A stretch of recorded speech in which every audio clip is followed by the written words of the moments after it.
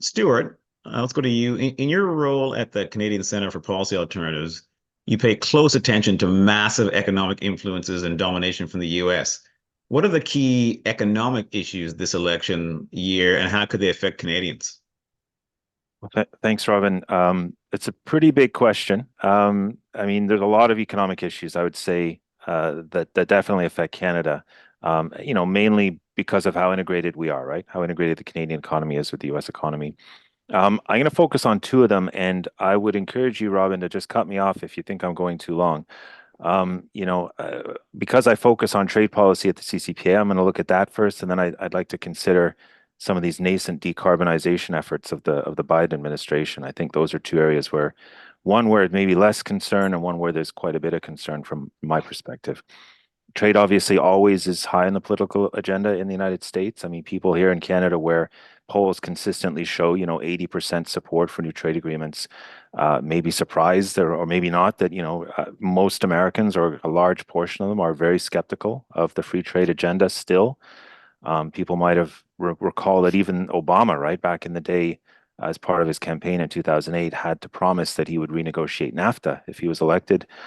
Something, of course, he didn't do, and he kind of went right into these major NAFTA plus negotiations with the Trans-Pacific Partnership in Europe, for example. Anyway, we all kind of know since then, kind of coming back to closer to the present, that we Trump gets this reputation as the big disruptor of that agenda, and I think to a large extent he deserves that. We know the tariffs he threw up on almost all Chinese imports, very high tariffs. We got hit by tariffs in Canada too on steel and aluminum. Anyway, essentially, he kind of disrupted this trade agenda. But I think the point I'd like to make is that where trade, we hear in Canada a lot from certain establishment voices that, we should be really worried about a Trump win because of the potential to disrupt Canadian trade. I think we should have to realize that this agenda is kind of, bipartisan now in the United States. There's been a real shift in both parties. Many aspects of the trade policy they're in complete agreement on, whether it's, that trade should be worker centered, for example. And of course, there's differences in what that might mean between the parties.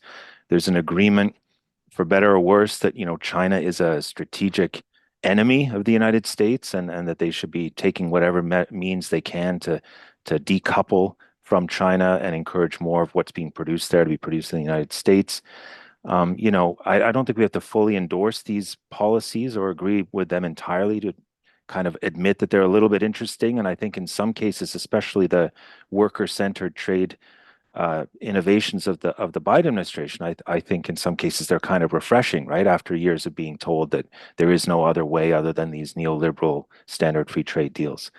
I think just thinking, the tariffs is important in the sense that would we get hit by this broad wall of tariffs Trump is promising to put on all countries or a large number of countries is if elected? I think it's, interesting to consider. I suspect it's probably not going to be the case. We have to consider that Trump actually negotiated the new NAFTA that we have now, the USMCA, and is unlikely to do something that would violate that. At least I think he is. A much bigger economic question mark for me, Robin, is with huge implications for our economy is this fate of the green transition or whatever you want to call it. Like we can debate how effective Biden's measures have been, right? If we look at things like the Inflation Reduction Act, the subsidies for electric vehicle manufacturing, it's definitely not the green New Deal the progressives wanted in the United States. It's not the Build Back Better package that would have substantially expanded American public services, healthcare, and social safety net and green infrastructure. Nonetheless, it is an honest attempt to decarbonize, lower emissions, and bring back some innovative manufacturing to the United States, right? I think Trump, like Poilievre here in Canada, is blaming that kind of government action, which has, I think, a lot of beneficial potential, is blaming it for the inflationary shock, right? As we've seen here in Canada over the past few years, totally unsubstantiated. And in order to get elected, on the backs of legitimate concerns about cost of living, and then to just go back to a very standard pro-corporate Republican conservative playbook, which is going to be deregulation, government cutbacks, making earlier Trump tax cuts permanent, and drilling, right? Drilling for more oil and gas, right? A kind of falling back on fossil fuels.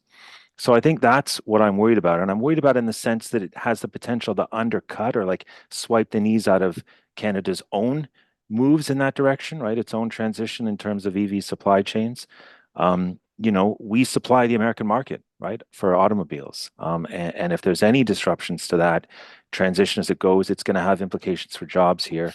The flip side is also the case, right? So it's complicated because what is Trump going to do? Is he going to say, well, these measures, these subsidies are actually successfully kind of undermining the competitiveness, of Chinese electric vehicle manufacturing, and we're going to go along with them, right?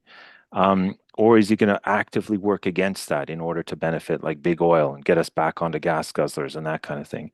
The other question is, if he does support it, is he going to go, even further and say, well, we don't agree that you should be including Canada and Mexico as allied nations for the purpose of benefiting from the subsidies.